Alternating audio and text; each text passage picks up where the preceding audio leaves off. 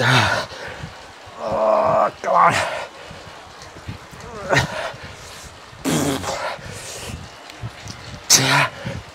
Oh my god.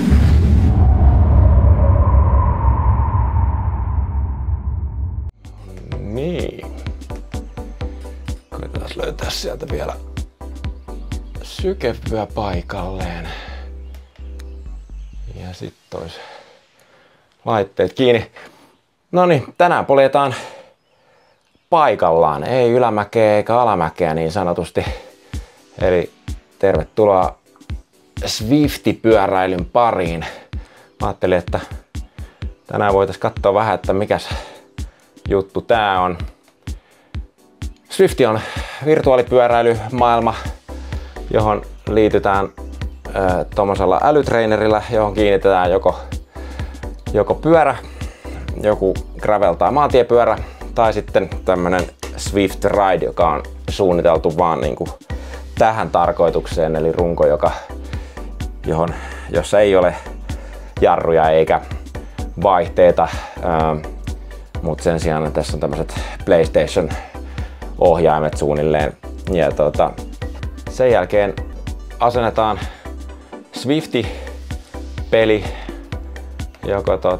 joko tämmöiseen läppäriin tai tablettiin. Mulla on yleensä se tässä tabletissa pyörimässä, mutta tällä kertaa kun piti saada viritettyä nämä streamin nauhoitukset ja muut kuntoon, niin se pyörii nyt tuossa läppärillä ja sen takia mä tihrustan täällä puolisokeena ruutua, että saadaan toi pyörii. Täällä on workoutteja, joissa treeneri säätää vastuksen ja sä vaan kärsit. Sitten siellä voi ajaa yhteislenkkejä ja kilpailuja ja mitä kaikkea. Mä ajattelin ensin, että mä teen kilpailusta jakson, mutta todellisuudessa siinä ei olisi sitten paljon meikäläisen jaaritteluja kuullut, kun olisi pelkästään läähätystä. Niin saattaa olla kyllä tässäkin lenkissä. Laitetaan tuuletin tosta vielä pyörimään, koska hiki tulee kohta.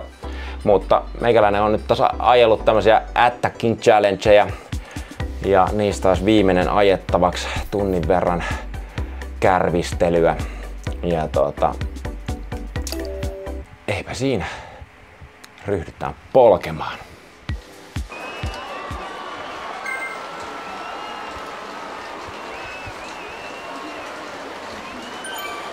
Meikäläisellä on täällä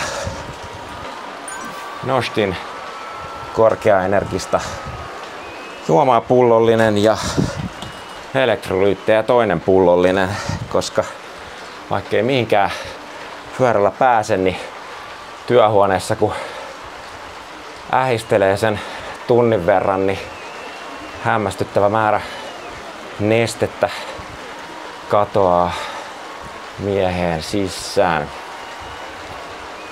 Aikoinaan vitsailtiin, että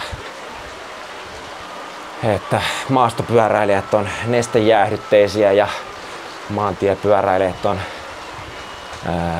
tuulijäähdytteisiä tai ilmajäähdytteisiä. Tässä periaatteessa matkitaan kyllä kovasti maantiepyöräilijää, mutta jos ei nyt ole sattunut ostamaan semmoista jotain industrial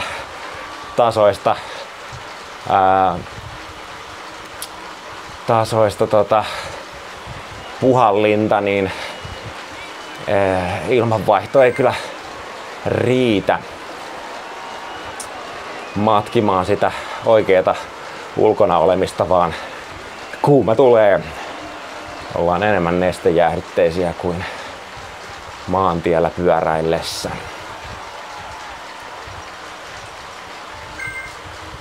Tuolla yläkulmassa näkyy reitin profiilit. Eli tässä on sitten tiedossa kasanousuja, joihin se yllyttää. Mulla on välissä aina vähän aikaa palautua ja sitten se kertoo milloin pitäisi hyökkäillä. Eli kärvistellä jaksamistensa parissa.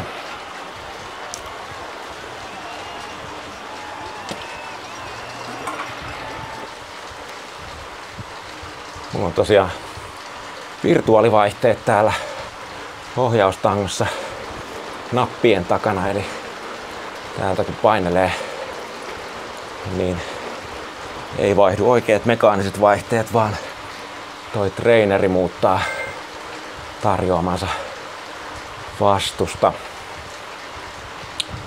Jes, tossa ruudulla näkyykin selitykset, eli tänään kun alkaa tietty segmentti, niin sen jälkeen pitää painella siihen asti, kunnes segmentti päättyy, ja sen jälkeen välissä koittaa palautua järkevästi ennen seuraavaa hyökkäystä.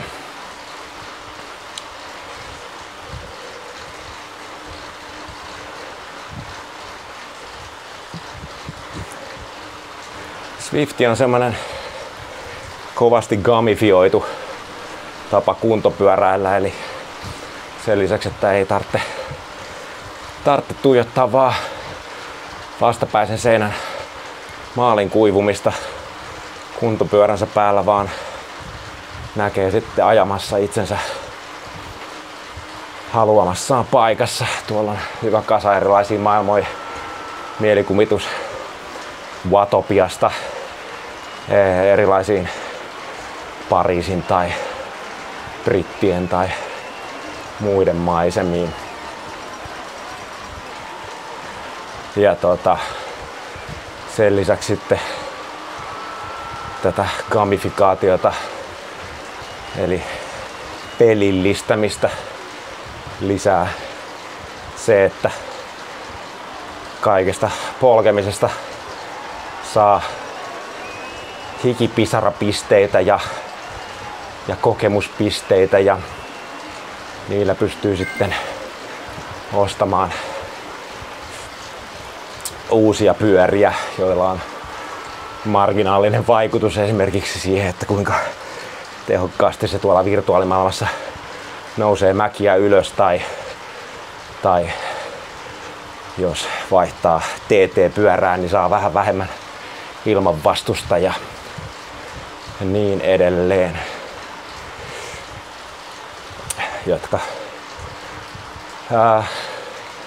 Jos semmoset jutut ei kiinnosta, niin voi vaan polkea ja osallistua kisoihin. Jos ei kisaaminen kiinnosta, niin sit voi tehdä pelkkää workoutteja tai vaan tutkia näitä virtuaalimaailmoja, jossa sitten aukeaa uusia reittejä ja maailmoja sitä mukaan, kun alkaa olla vanhat poljettu läpi. Mutta joitakuita se sitten kovastikin motivoi, että parhaan pyörän saa vasta kun on kiivennyt X kertaa Mount Everestin verran tai muuta vastaavaa hassuttelua. Eipä kai sillä ole niin väliä. Me ihmiset ollaan erilaisia ja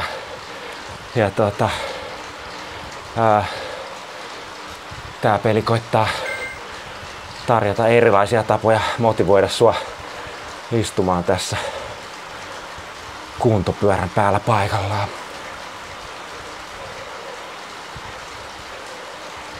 Mä oon itse vähän sen tyylinen, että mua koukuttaa kyllä kerätä kaikki asiat peleissä, eli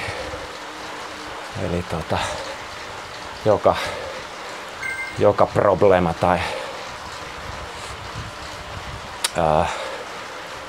tai keräilyesine tai muu hassu pitää kerätä. Jahas, tossa se ruudulla selitti, että tänään on 2 sprinttinousua ja 2 sprinttinousua ja 3 pidempää nousua tai toisinpäin. Enpäs nyt muista. Ja siinä välissä sitten pitää koittaa palautua.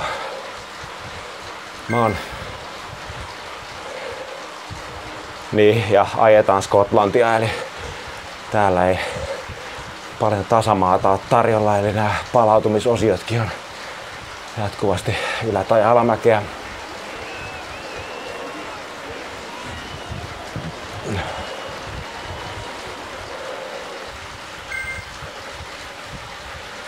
Tosiaan se ja varmaan näittekin mulla oli aikaisemmin viime talvena kuntoprojekti ja sen yhteydessä kävin 2 kertaan tekemässä semmoisen pyörällä tehtävän ramppitestin. Ja tässä pelissä samalla tavalla niin tekemällä ramppitestin saa testattua sen oman kuntonsa. Eli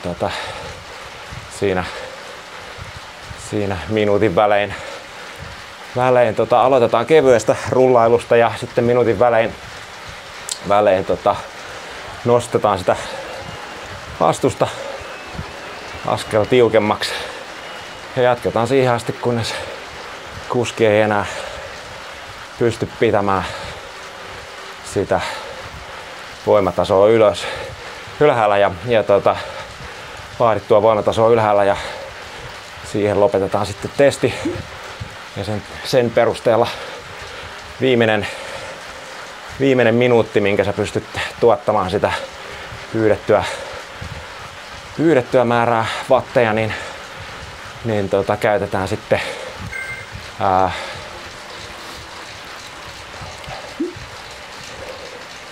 käytetään sitten laskemaan sun FTP. Onkohan se tyypillisesti 0,75 kertaa se sun maksimi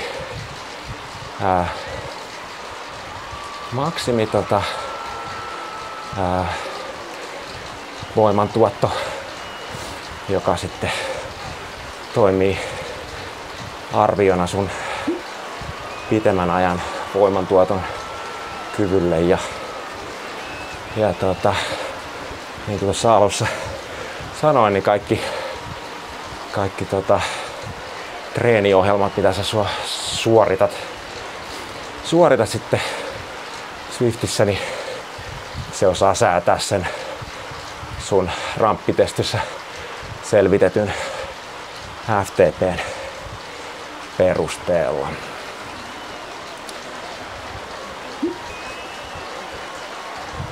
Kohta tulee ensimmäinen jyrkkä nousu. Breakaway reverse.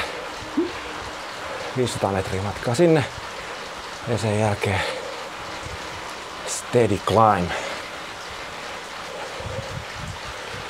Pääsee Janne kärsimään.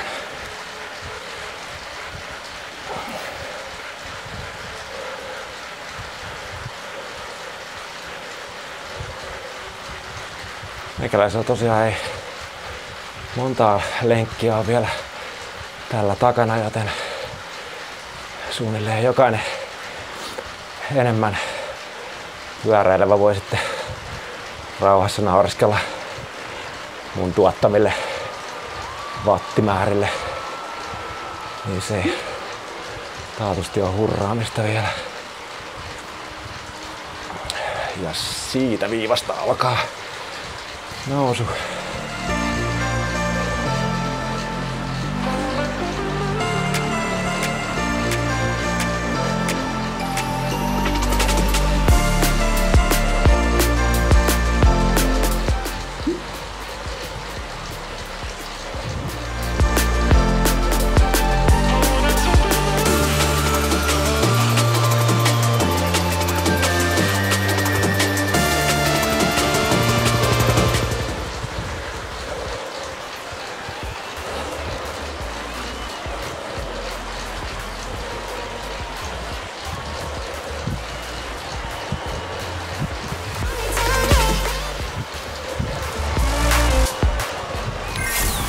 Siihen kaareen se päättyi.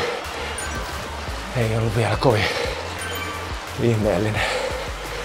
Tietenkin sen olisi voinut vetää kauhean paljon kovempaa, mutta ei ole vielä ollenkaan oppinut arvioimaan, että minkä pituisia mitkäkin nousut on Oikeesti.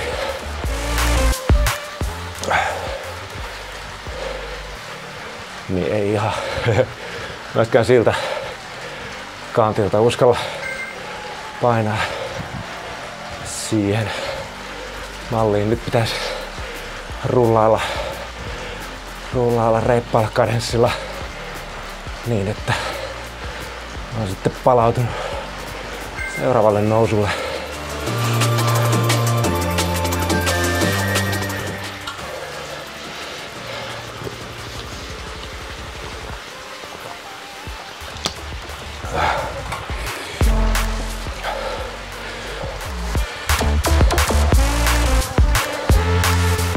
Maantie tai gravelipyöräilijät yleensä vissiin laittaa tämän pelin tauolle sitten, kun kesäkelit saapuu.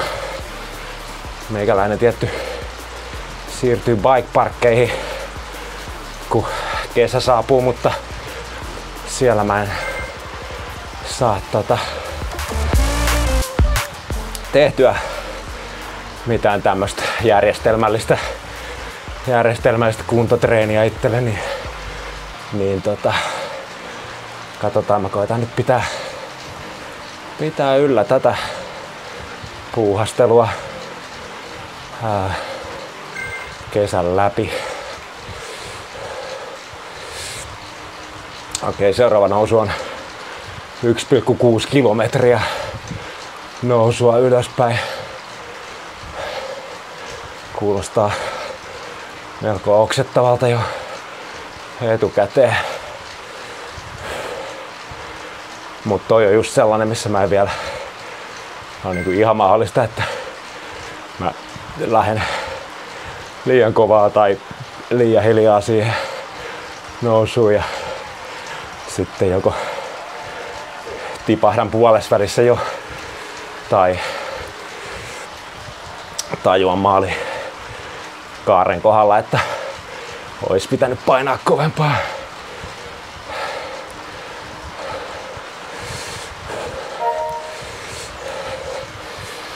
Noi peukut, mitä te näette tuolta taivaalta tippuvan, niin tässä pystyy tsemppaamaan lähellä olevia kuskeja, eli lähettää tommosia ride on peukkuja niille.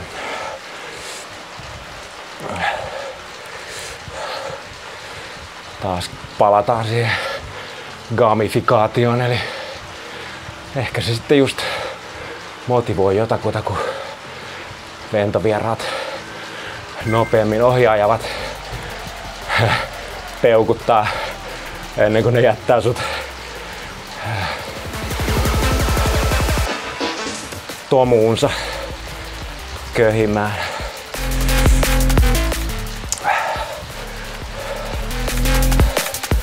Itse mä vähän ehkä peruspessimistinä otan ne usein vähän kuittailuna enemmän kuin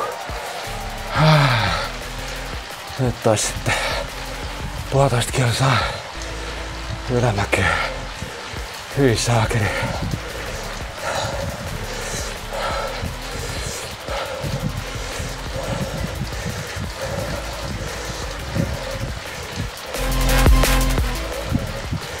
Hiki valuu. Tää tosiaan niinku porukka hankkii tommosen ison kumimaton tähän pyöräalle. Tein meidän lattiapilalle ja sitten tässä ohjaustangon päällä on yleensä pyyhe. Se ei oo pelkästään pyyhkimään omaa otsaa, vaan myös suojaamaan sitä pyörää siltä, ettei se on jatkuvasti suolaliuoksen peitossa ruostumassa. Tän Swift Ridein osalta, kun tässä ei oikeeta headsettiä oo, joka olisi laakereineen ruostumassa, niin tarvitsee murehtia vähän vähemmän.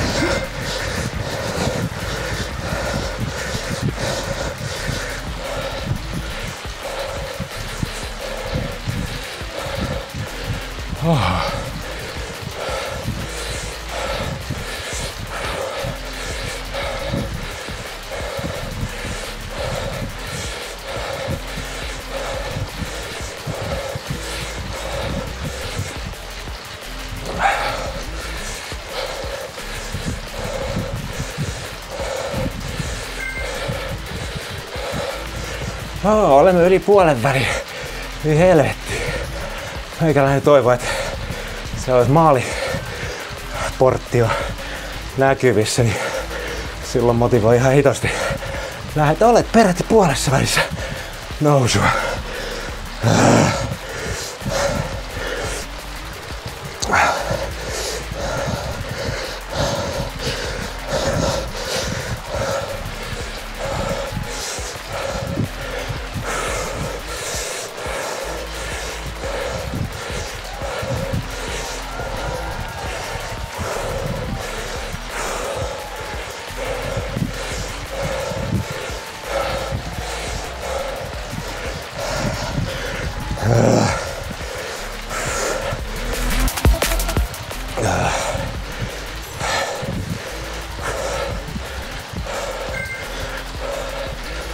Embrace the burn.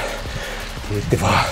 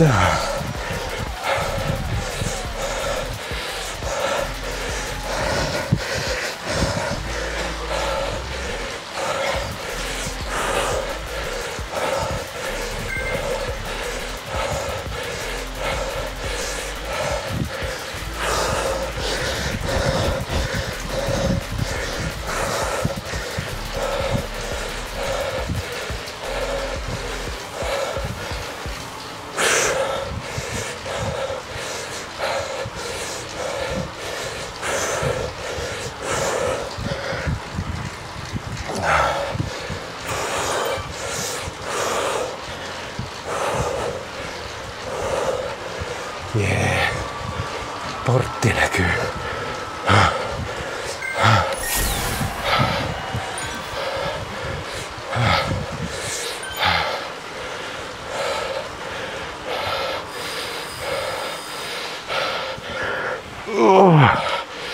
Hyi helkutti.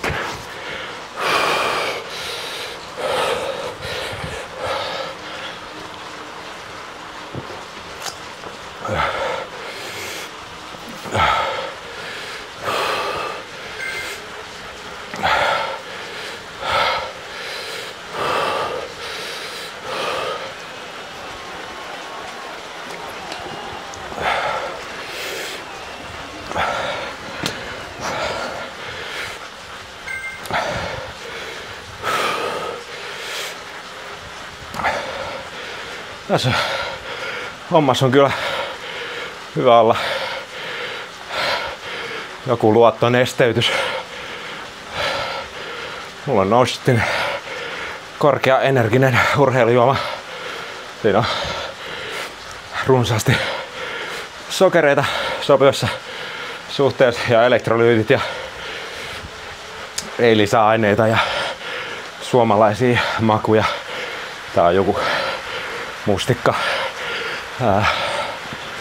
mustikkapuolukka. Aina mitä ei maastopyöräilijänä muista tehdä on nousta satulasta, koska tätä maastopyöräilystä tulee se hoidettua ihan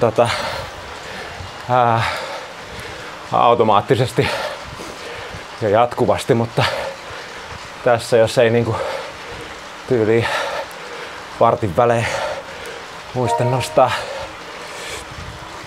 itteensä satulasta ylös, niin jossain kohtaa huomaa, että alkaa olemaan tunto kateessa tuolta haaran välistä ja sehän nyt ei ole mukavaa eikä terveellistä.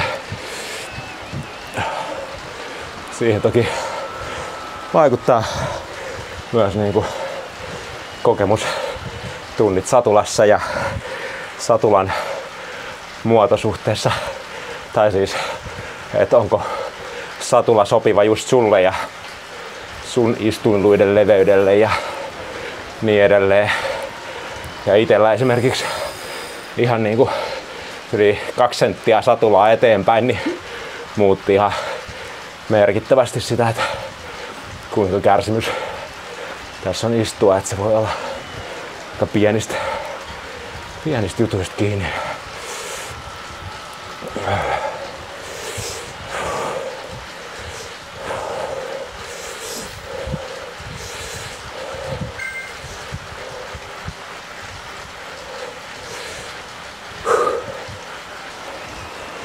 Toinen mitä tietty tällä pyörällä on helppo hoitaa on se niin sanottu Zone 2 matalasyke treeni, joka tuolla ulkona liikkuessani on paljon vaikeampaa kuin joka kerta kun tulee ylämäki, niin helposti nappaa sykkeet saman tien yli sen matalasykealueen ja sit kun pysähdyt liikennevaloihin, niin tippuu sen alle ja ei se tietenkään niinku olekaan sekunneista kiinni, että siitä kannattaisi silleen hysterisoida, mutta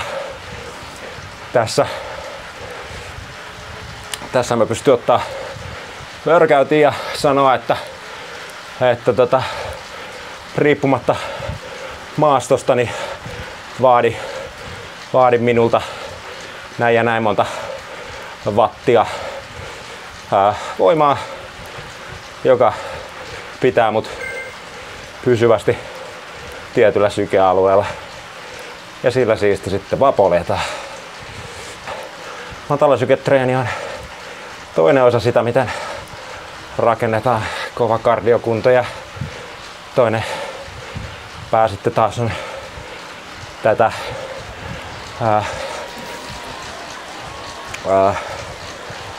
korkeasyke intervallityyppistä harjoittelua, eli kiusataan tarkoituksella itsemme ulos sieltä mukavuusalueelta, totutaan kroppa käymään vähän kovemmilla kierroksilla.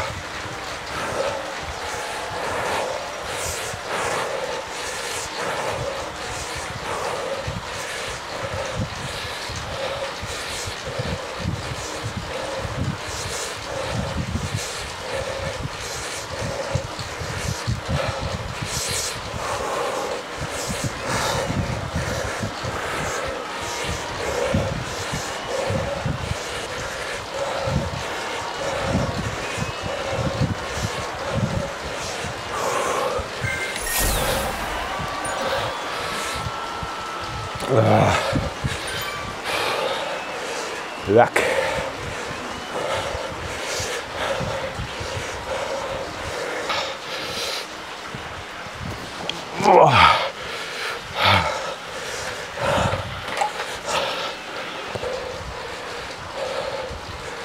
Jos mun kastojessa on jo swiftaajia, niin mä laitan tuohon videon kuvauksiin linkin mun Swifti-profiiliin, niin voitte lisätä seurantaa, jos tuntuu siltä. Jos teitä on tarpeeksi paljon, niin sitten voidaan järjestää vaikka yhteisajelu tälleen virtuaalisesti näiden melko törkeän näköisten spandeksien lisäksi tai stripparivaatteiden, niin kuin mun rakas teinipoikani isille kertoi, niin lisäksi pitäisi näköjään ostaa kunnon kasariluukki eli hikipanta, koska nyt esimerkiksi mun puhelin on tässä ja se on aivan hienpeitossa tän puolen tunnin paikallaan ähistelyn seurauksena.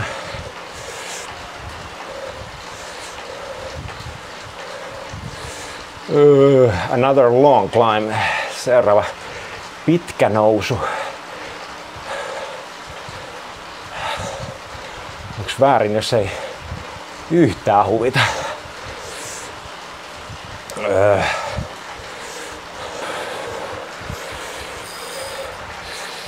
Ja sitten mennään.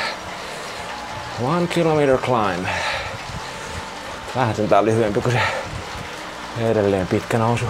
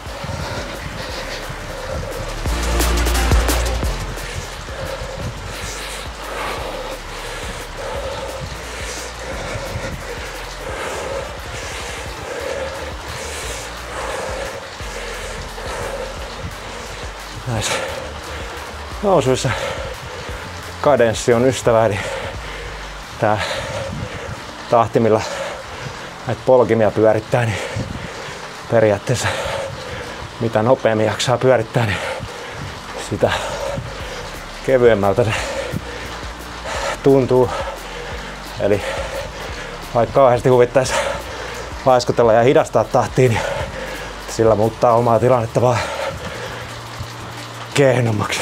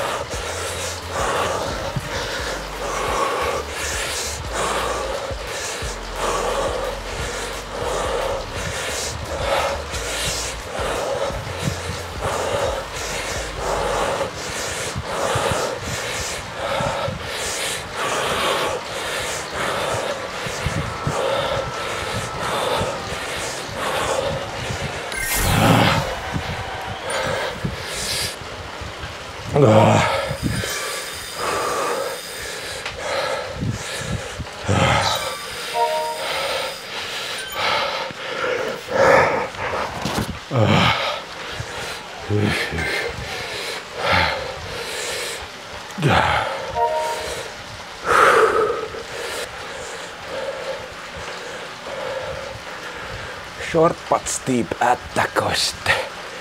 Seuraavana.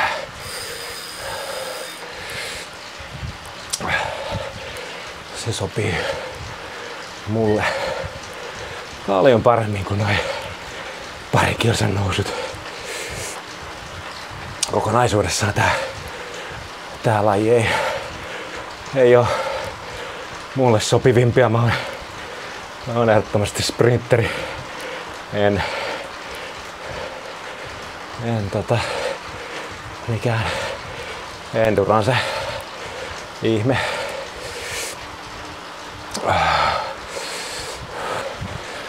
Joo, jopa silloin kun ei aja mitään workouttia tai kisaa tai muuta, niin tässä on noita segmenttejä, sekä noususegmenttejä että sprinttisegmenttejä, jotka se merkkaa. Tuossa asfaltissa näkyy semmonen vilkkuva pisteviiva. Tiedät mistä se alkaa, ja sitten jos oot sattunut aikaisemmin ajaa saman pätkän, niin se muistaa sun ennätyksestä tähän mennessä tiettyjä silleen, mikä on taas yksi pieni pelillistäminen, koska mikäs sen mukavampaa kuin rikkoa edellisiä enkkojansa.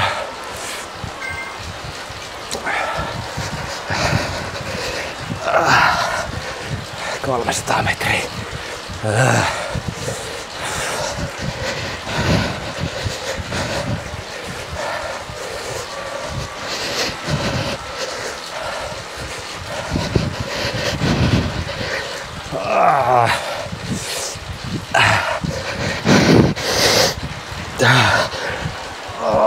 come on.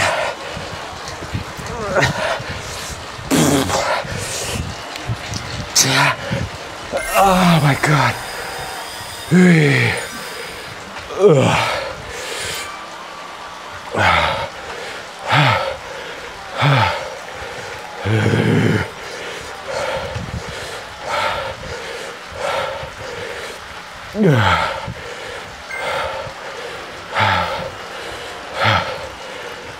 But you made it look easy.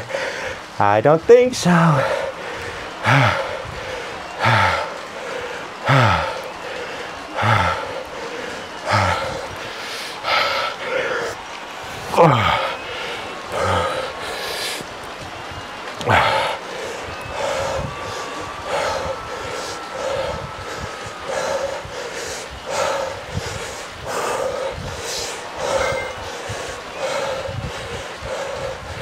Final sprint. Kiva.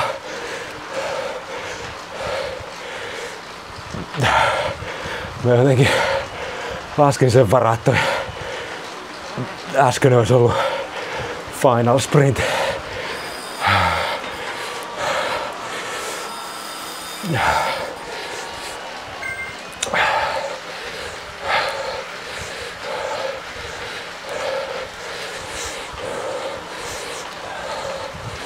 Ja sieltä lähtee sprintti.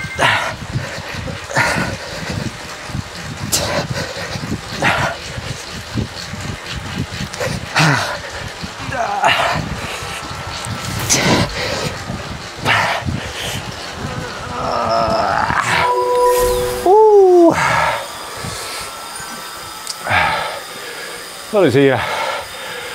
Selvittiin. Kiitos kun katsoit tänne asti. Jos tää oli viihdyttävää, niin muista laittaa peukkoa videolle ja me nähdään taas ensi kerralla. Oh my god. Ja jos joku masentaa, niin se, että toi koko 50 minuutin urakka ei ollut edes 2 pizzaslicein arvoinen. God damn.